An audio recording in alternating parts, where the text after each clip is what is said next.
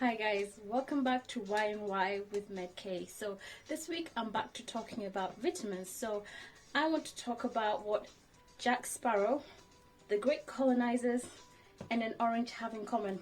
Let's talk about you and your vitamin C.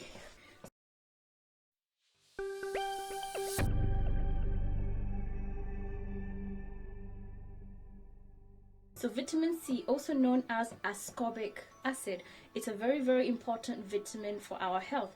But we didn't know how important this was until the 1800s. So the story goes that in the 1800s, as the colonizers were going out to discover the new world, they took with them a lot of different things. But one of the main things that took with them was diseases, and quite a lot of the diseases were infectious diseases. So when they got to the new lands, they actually killed and destroyed a lot of the native people there by spreading disease.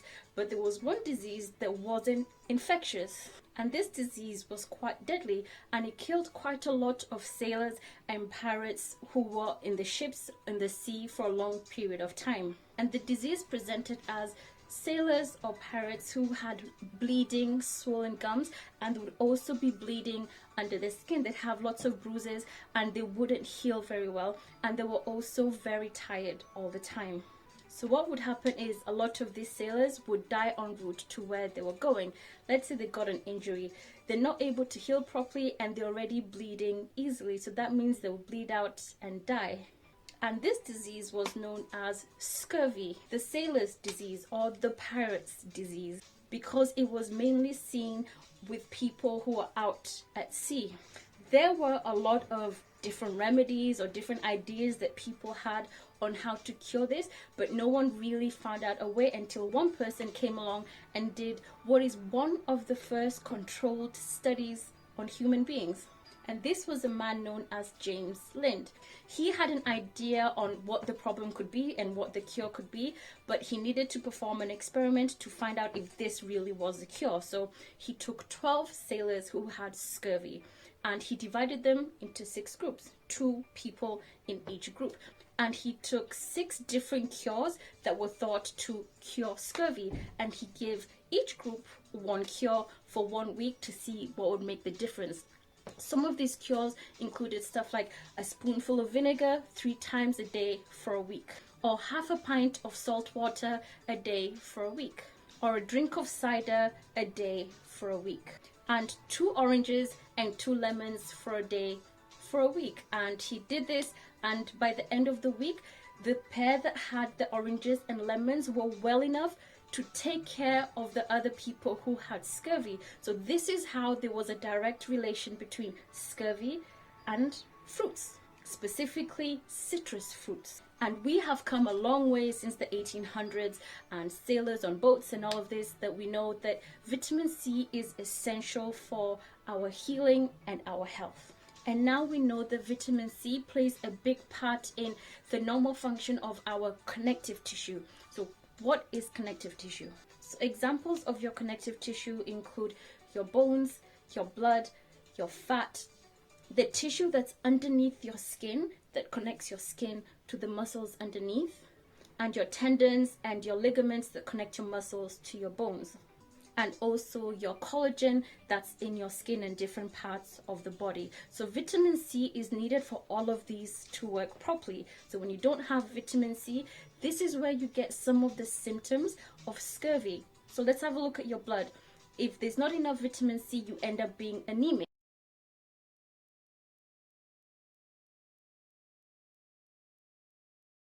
And when you're anemic, you're tired. So people who have scurvy, they feel very fatigued and tired.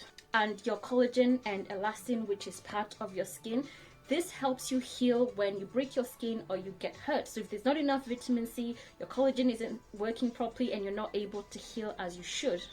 And also elastin is a very important part of your blood vessels. So if there's not enough vitamin C in there, your blood vessels are not doing the job they're supposed to do, and that's why it's easy to bleed through your blood vessels. And that's why easy bruising occurs on your skin and your gums as well.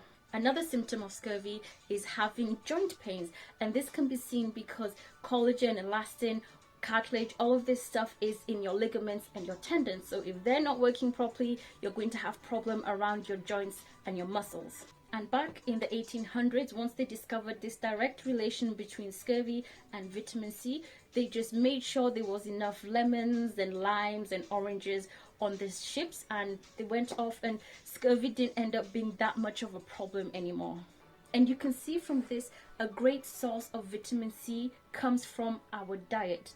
And it only takes about a month of not getting any vitamin C for you to start showing signs and symptoms of vitamin C deficiency. So it is important to make sure you're getting vitamin C through your diet.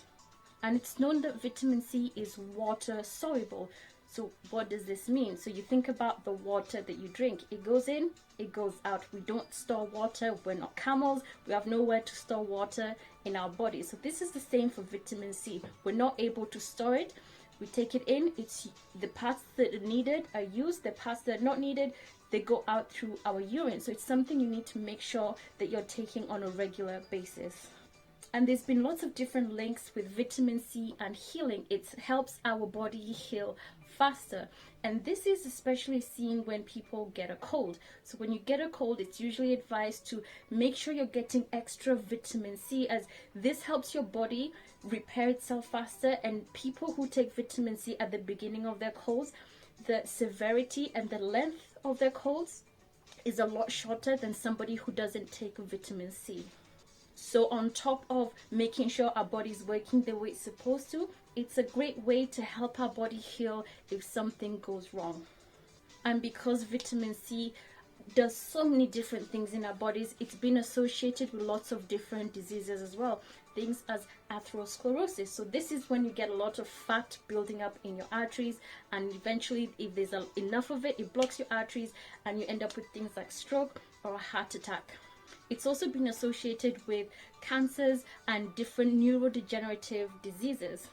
There have also been studies looking at the role vitamin C helps us in making sure we're not getting a lot of heavy metal toxicity from the environment, and also the role it plays in our immunity.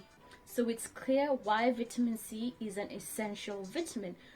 We need it. We need it for normal function. We need it for healing functions. So whether you're getting it through your food, through citrus fruits, or through vitamin supplements, make sure you're getting your vitamin C and staying healthy. And if you're going on any long sea voyages anytime soon, make sure you take a few lemons and limes with you. As always, thank you so much for taking your time to watch this. Next week, I'm going to talk about vitamin... I've actually not decided, but stay tuned, and I'm going to continue talking about vitamins next week. Bye.